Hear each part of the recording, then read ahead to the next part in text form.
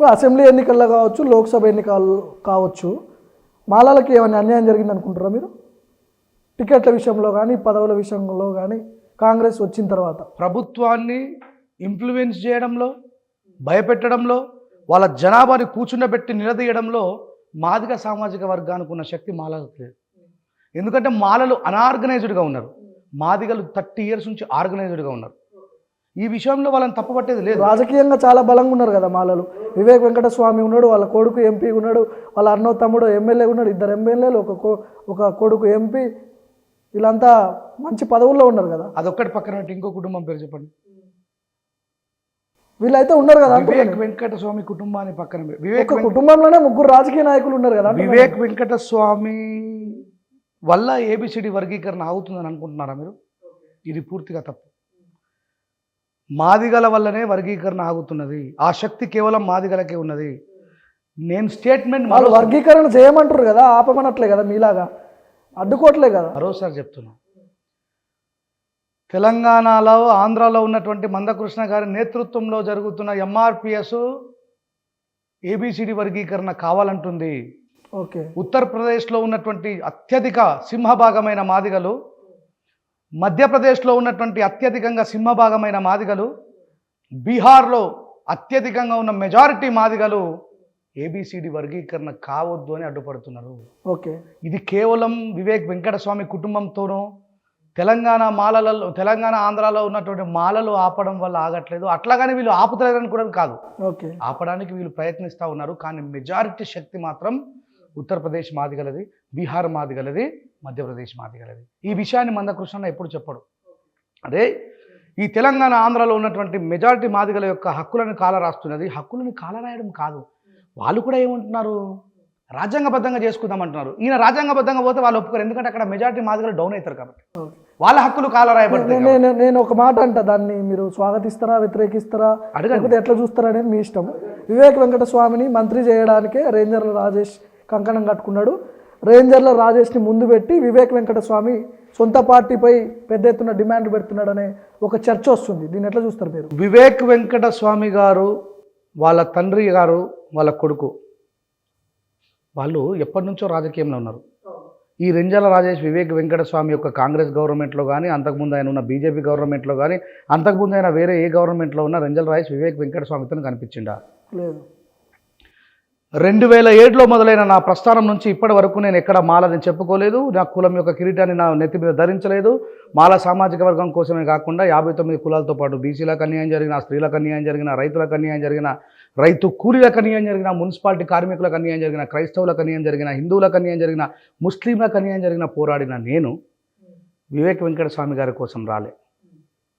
రాజ్యాంగం యొక్క రక్షణలో బీజేపీ గవర్నమెంట్ ఆడిస్తున్నట్టు ఆడుతున్న మందకృష్ణ మాదిగ గారు రాజ్యాంగాన్ని భూస్థాపితం చేయడానికి, అంటే ఆయనకు తెలుసు క్లియర్గా రాజ్యాంగబద్ధమైన వర్గీకరణ కోరుకుంటలేదు. నేను మెహర్బానీ చేసి బీజేపీకి ఓట్లేయించి నా పంతాన్ని నెగ్గించుకోవడం కోసం రాజ్యాంగంలో ఒక పేజీని చింపే ప్రయత్నాన్ని చేస్తూ ఉన్నానే సంగతి ఆయనకు తెలుసు. రాజ్యాంగాన్ని రక్షించడం కోసం మాలలో ఒక ప్లాట్ఫామ్ ఏర్పాటు చేస్తే, మళ్ళీ ఒకసారి చెప్తున్నా, సింహగర్జన పెట్టినప్పుడు చాలా కీలకంగా ఉన్నారు మీరు అక్కడ. కీలకంగా ఉంటానండి. ఎందుకున్నాను దాంట్లో 2 ఉన్నాయి. ఒకటి, మాలలే రాజ్యాంగం యొక్క రక్షణ కోసం నడుము బిగించిండ్రు. రెండోది, వీళ్ళు ఎప్పటి నుంచో చెప్తున్న ఒక ప్రగాఢమైనటువంటి అబద్ధం ఏంటంటే 17% మాదిగలు ఉన్నారు, 4% మాలలు ఉన్నారు. ఏ సెన్సెస్ ద్వారా చెప్తా ఉన్నారు వీళ్ళు? ఎవరు లెక్కలు తీసి? మీ దగ్గర లెక్కలు ఉన్నాయా? మీరెంత ఉన్నారు, వాళ్ళు ఎంత? ఈ లెక్కలు మనం చేసుకునేవి కావు, అది ప్రభుత్వం చేయాల్సినవి. ఒక చిన్న ఎగ్జాంపుల్ చెప్తానండి మీకు. 1971లో జనాభా లెక్కలు చేసినప్పుడు 12 లక్షల మాదిగలు ఉభయ రాష్ట్రంలో, 10 లక్షల మాలలు. ఎంత ఉంది డిఫరెన్స్ ఇద్దరికి? 2 lakhs ఉంది. 2 lakhs ఉంది. 12 లక్షల మాదిగలు, 10 లక్షల మాలలు. వీళ్ళు 2011లో మళ్ళీ లెక్కించబడితే 34 లక్షల మాదిగలు అవుతారు, 17 లక్షల మాలలు అవుతారు. అట్లా సాధ్యమవుతుంది అంత షార్ట్ పీరియడ్లో? 2011 లెక్కలు తీసుకొని ముందడికి రమ్మంటే ఒక్కరు కూడా సపోర్ట్ చేయరు. ఇప్పుడు 10% మాదిగలకు 12%, ఇప్పుడు 12 లక్షలు, అది తప్పు. ఇప్పుడు విశారదన్ లాంటి వాళ్ళు కూడా అంటున్నారు 10% మాదిగలకు ఇవ్వాలి, మాలాలు తక్కువ ఉన్నారు కాబట్టి 4% మాలాలకు ఇవ్వాలని చెప్పి అంటున్నాడు, ఉపకులాలకు 1% అంటున్నాడు. ఇదేనా వాళ్ళ న్యాయం? విశారదన్ ఎట్లా చూస్తారు? ఇది ఆయన ధర్మ సమాజ్ పార్టీ నాయకుడు కదా, ధర్మ సమాజంలో ధర్మమే లేదు. 57 ఉపకులాలకి నువ్వు 1% ఎట్లా ఇస్తావు? మాదిగలు ఎక్కువ ఉన్నామని చెప్పుకుంటారు కదా వాళ్ళు.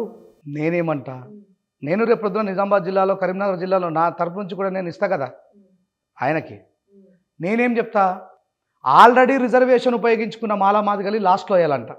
ఓకే, వాళ్ళు already they are beneficiaries. Ambedkar గారు అదే కోరుకున్నారండి.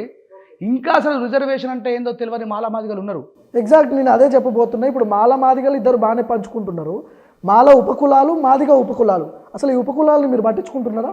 అసలు మాలాలలో ఉపకులాలు లేవు, విత్ ఇన్ ద క్యాస్ట్ అది. కాకపోతే వాళ్ళు చేసే పనులను బట్టి వాళ్ళని ఉపకులాలు అనుకుంటున్నారు.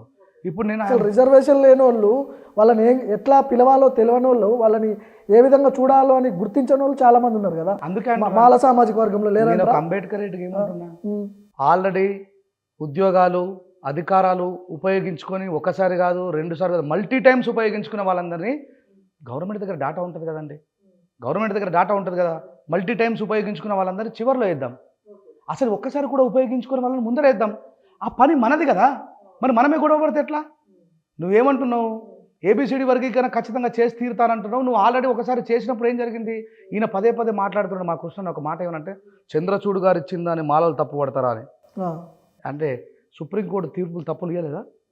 చాలా ఇచ్చింది. ఒక మాట చెప్తా, ఇక్కడ మీ మైక్ టీవీ ద్వారా వాళ్ళకి తెలవాల్సిన విషయం ఏంటంటే, చెప్పండి, ఈరోజు సలహాలు సూచనలు ఇచ్చిన చంద్రచూడ్ గారు అని చెప్పి మాట్లాడుతున్నారు కదా, సేమ్ ఇట్లాగే రేపు రేవంత్ రెడ్డి గారు బలవంతంగా చేయబోతున్నటువంటి ఏబిసిడి వర్గీకరణ సెంట్రల్కు సంబంధం లేకుండా స్టేట్లో చేస్తున్నారు కదా, ఆ ఓటర్లను ఇన్ఫ్లుయెన్స్ చేయడం కోసం చేస్తున్నారు కదా. చంద్రబాబు నాయుడు గారు ఇదే పొరపాటుని 2004లో చేస్తే 2006లో సమానత్వమైనటువంటి అంటరానితనాన్ని అనుభవిస్తున్న వాళ్ళని వర్గీకరించే శక్తి మీకు లేదు అని చెప్పి ఇదే చంద్రచూడ్ గారి తండ్రి, ద ఫాదర్ ఆఫ్ చంద్రచూడ్ గారే తీర్పిచ్చాడు. కొట్టేసింది చంద్రచూడ్ గారి తండ్రే.